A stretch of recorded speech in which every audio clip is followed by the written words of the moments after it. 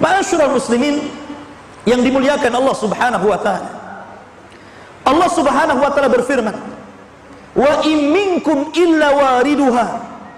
Sesungguhnya kalian pasti akan melewatinya. Kana ala rabbika hatman maqdiyah. Dan itu ketetapan yang pasti bagi Allah Subhanahu wa taala. Tsumma nunajjil ladzina taqaw wa nadharu adh-dhalimina fiha jithiya.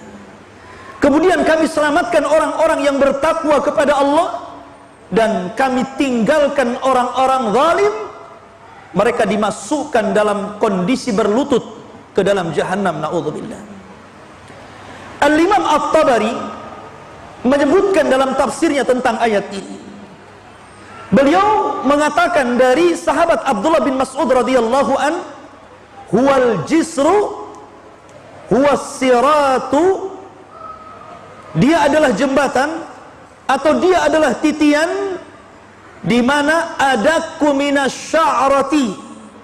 Titian itu lebih halus dibandingkan rambut antum. Wa ahaddu minas sayfi, dan lebih tajam dibandingkan pedang. Sebagaimana disebutkan dalam riwayat Bukhari dari sahabat Abu Sa'id Al-Khudri radhiyallahu anhu. Begitu juga hadis-hadis yang sahih yang lainnya mengatakan sama seperti itu. Artinya kecil sekali, karena lebih halus dibandingkan rambut, lebih tajam dibandingkan pedang. Bahkan dalam riwayat lebih tajam daripada Musa, daripada pisau yang tajam. Sebagaimana hadis Salman Al-Farisi radhiyallahu anhu. Disebutkan dalam sahih dari Abi Hurairah radhiyallahu anhu dan Abu Sa'id Al-Khudri radhiyallahu anhuma, Nabi mengatakan, perhatikan di sini, yu'ta bil jisri, akan dibentangkan di atas neraka jahanam itu satu titian, fayuj'alu baina dhahrai jahannam, kemudian akan dibentangkan di atas persis di bawahnya jahannam. Qulna ya Rasulullah, kami berkata wahai Rasulullah, wamal jisru, apa itu titian itu? Maka Nabi SAW mengatakan, madhadatun mazillatun, titian itu sangat licin. Kalau anda berjalan tanpa alas kaki, kemudian berjalan di keramik, kemudian antum siram dengan sabun, kemudian antum berjalan agak cepat, kita saja bisa terpeleset itu, padahal itu lebar tempatnya. Bagaimana kalau ini berupa titian siratal mustaqim yang kata Nabi SAW licin dan menggelincirkan, alaihi khatatif wal kalalib, dan di dalam titian itu ada besi-besi pengait, kemudian kawat-kawat yang berduri. Dalam sebuah riwayat, kalalib itu akan terus mengayun, kemudian akan menerjang setiap orang yang lewat dalam titian. Saking besarnya kalalib itu, sampai-sampai disebutkan dalam asar mampu untuk menghantam dua kabilah besar, Mudar dan Rabi, sampai dikatakan seperti itu. Jadi kalalib itu yang sangat besar itu, yang berduri itu mampu sekali hantam, bisa mengenai dua kabilah Arab besar, kabilah Mudar dan kabilah Rabi. Bisa bayangkan dua kabilah itu banyak, besar. Sekali hantam itu sudah orang berjatuhan. Kemudian wasakatun mafaltahatun laha syaukatun uqaifah takunu bin najdin yuqalu laha sa'dan, dan memiliki duri yang bengkok-bengkok ujungnya, memiliki duri yang bengkok-bengkok ujungnya, dan duri itu seperti satu pohon yang ada di daratan Najd yang disebut dengan Sa'dan. Anda bisa bayangkan, setiap orang yang tersentuh atau terkena ayunan kalalib itu, bukan hanya terjatuh, tapi juga hancur. Kalau seandainya orang itu jatuh dari titian Siratal Mustaqim, itu tidak langsung ke jahanam, tapi antum akan melayang-layang di dalam antara Siratal Mustaqim dengan jahanam itu 70 tahun baru sampai di dasar jahanam, kata Rasul. 70 tahun. Sampai-sampai Nabi SAW mengumpamakan seperti batu yang besarnya sebesar unta, kemudian dilempar dari titian, dan itu sampai ke dasar jahanam selama 70 tahun baru sampai. Bagaimana kita? Batu tentu lebih berat. Nabi mempermasalahkan seperti itu. Ma'asyiral muslimin yang dimuliakan Allah Subhanahu wa ta'ala, bahkan dalam riwayat yang lain, fatatala'abu bihim fayatasaqatuna finnar. Bahkan jembatan itu tidak diam. Jembatan itu bukan diam. Kalau antum lewat jembatan pakai motor dan jembatan diam, enak tuh.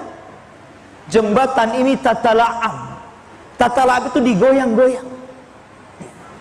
Kalau antum lewat jembatan kemudian jembatannya goyang-goyang, antum jatuh.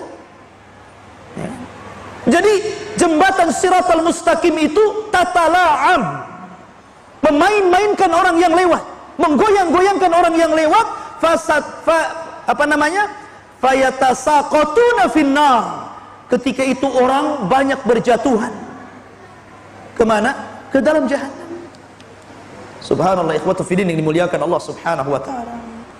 Maka di sini ikhwatu fiddin yang dimuliakan Allah Subhanahu wa ta'ala, ada beberapa riwayat bagaimana orang-orang yang melewati Siratal Mustaqim ini. Bagaimana kondisi mereka? Siapakah orang-orang yang selamat? Siapakah orang-orang yang susah melewati tapi ujung-ujungnya selamat? Dan siapa juga yang kemudian tidak selamat dan masuk ke dalam jahanam?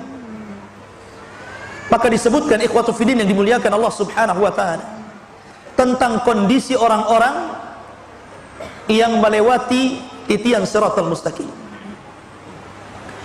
Disebutkan dalam sebuah riwayat, Nabi SAW mengatakan, wali jahannama jisrun, dan jahannam itu memiliki titian di atas, adzaqu minasy-sya'r, lebih lembut daripada rambut, wa ahaddu minas sayfi, lebih tajam dibandingkan pedang, alaihil kalalid wa hasakatun, di mana padanya ada besi-besi pengait dan duri-duri yang bengkok. Ya'khuduna man sya'allah, mereka akan mengambil sesuai dengan kehendak Allah. Wan nasu alaih, dan manusia yang melintasi titian Siratal Mustaqim itu katarafi, ada yang seperti kedipan mata, tahu-tahu melesat sudah sampai di ujung. Subhanallah. Tentu mereka para nabi dan rasul. Kemudian kalbarki, seperti kilat melesat. Wa karrihi, seperti angin mursalah, seperti angin yang lewat. Wa ka'ajawidil khayli, dan seperti orang yang menunggang kuda yang baik, dia tunggang dengan sekencang-kencangnya. Kemudian warukab, dan orang yang mengendarai kendaraan tetapi lambat. Kemudian dalam riwayat, dan orang-orang yang mereka kadang berhenti, kadang jatuh, kemudian bangun lagi, berjalan, jatuh lagi. Dalam riwayat ada yang merangkak, dan itu orang yang terakhir diselamatkan. Makanya dalam riwayat fanajin musallamun, ada orang yang diselamatkan dengan baik, mereka tidak ada apa-apa, langsung berada di ujung Siratal Mustaqim. Wa makhdushun musallamun, ada yang sudah habis badannya, tercabik-cabik dengan besi-besi yang kail-kail dan besi-besi yang berduri itu, tapi Allah selamatkan juga. Tetapi ada yang mukawwarun finnar ala wajhi, tapi ada yang digulung kemudian dilempar ke dalam neraka. Perhatikan di sini ikhwatu fiddin. Berarti ada beberapa orang yang disesuaikan bagaimana mereka diselamatkan Allah Subhanahu wa taala. Pertama, orang yang melewati seperti kejapan mata, tahu-tahu sudah sampai. Ada orang yang seperti kilat, ada orang yang seperti angin, ada orang yang seperti penunggang kuda yang cepat, ada orang seperti pengendara yang lambat, ada orang yang berjalan, ada orang yang terseret-seret, dan ada orang yang dijatuhkan dan tidak sempat sampai di ujung Siratal Mustaqim. Siapakah yang menyelamatkan ini? Yang menyelamatkan ini amal kita. Karena ketika orang itu melalui titian Siratal Mustaqim itu ala qadri a'malina, sesuai dengan amal kita. Makanya kenapa ketika mereka dibariskan oleh Allah Subhanahu wa taala, di depannya titian Siratal Mustaqim, digelapkan seluruh padang mahsyar. Setelah itu Allah berikan setiap orang cahaya. Setiap orang cahaya. Orang yang beriman diberikan cahaya, orang yang fasik diberikan cahaya, orang yang munafik juga diberikan cahaya.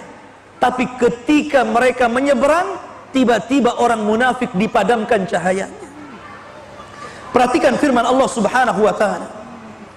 Allah Subhanahu wa taala berfirman dalam suratul Hadid ayat ke-11 sampai 15.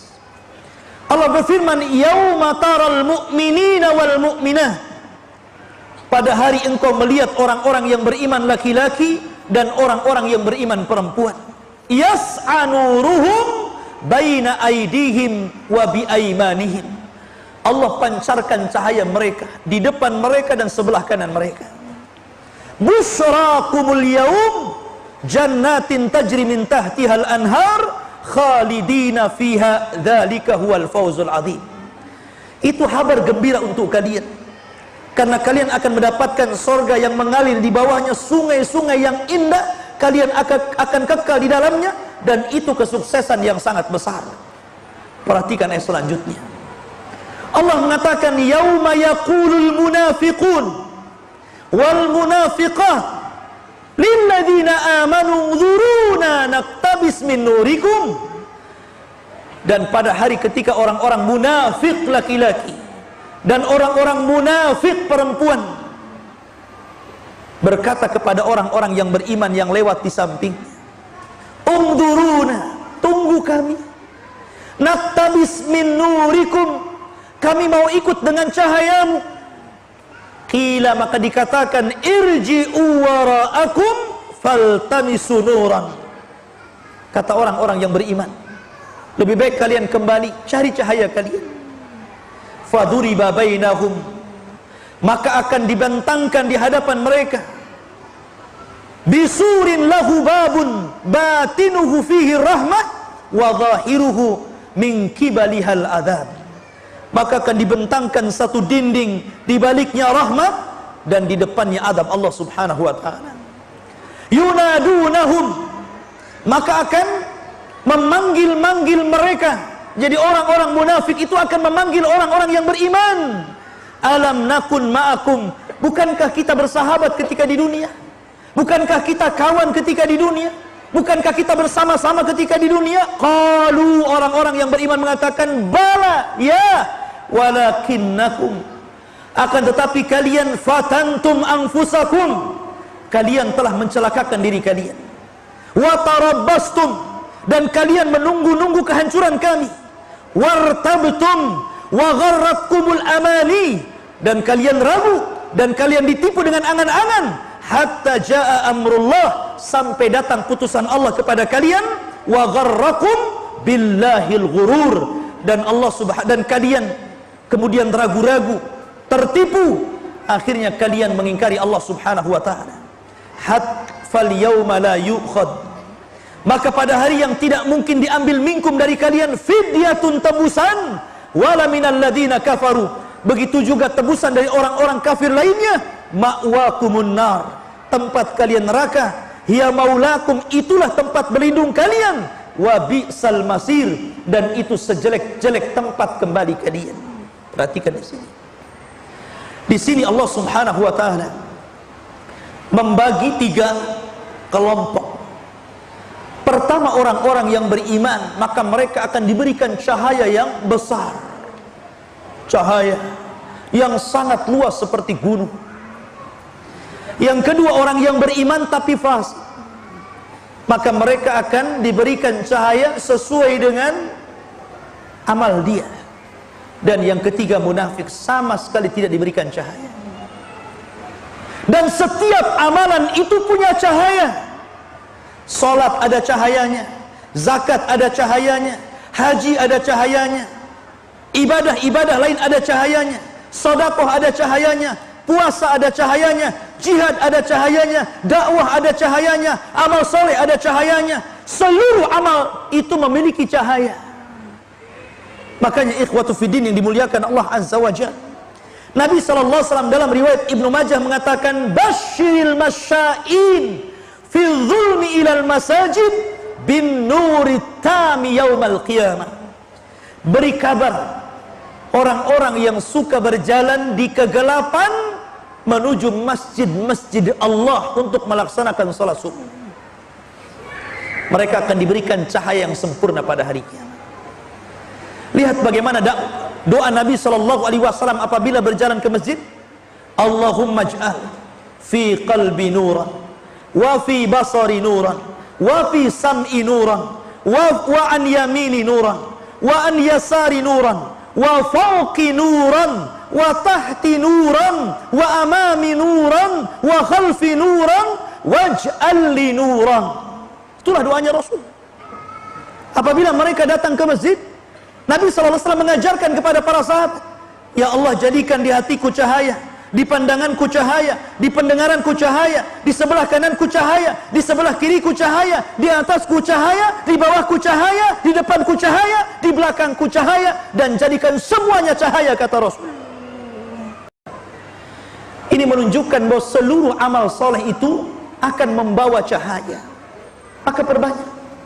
Karena ketika itu ikhwatu fiddin, semua nampak orang munafik, orang dusta, orang riya, orang sum'ah, takabur, sombong, semua akan ditampakkan di siratal mustaqim. Tidak ada yang ditutupi oleh Allah Subhanahu wa ta'ala, sehingga orang akan mengikuti cahaya salat, cahaya zakat, cahaya puasa, cahaya jihad, dan begitu seterusnya. Dan ingat ikhwatu fiddin, neraka Jahannam yang sangat besar, apinya berwarna hitam, terbentang di antara neraka itu titian siratal mustaqim. Maka sebelah kanan dan kiri ada dua amal saleh yang menentukan bisa tidaknya antum melewati itu. Dalam sebuah riwayat, Nabi SAW akan menegakkan amanah dan silaturrahim. Maka orang-orang yang senantiasa menyambung silaturrahim dipastikan dia bisa melewati titian siratal mustaqim. Dan orang-orang yang menjaga amanah dipastikan dia akan mampu melewati siratal mustaqim. Tapi orang-orang yang memutus silaturrahim, dan yang paling besar dari memutus silaturrahim adalah uququl walidain. Anda durhaka dengan orang tua, itu paling besar orang memutus silaturrahim.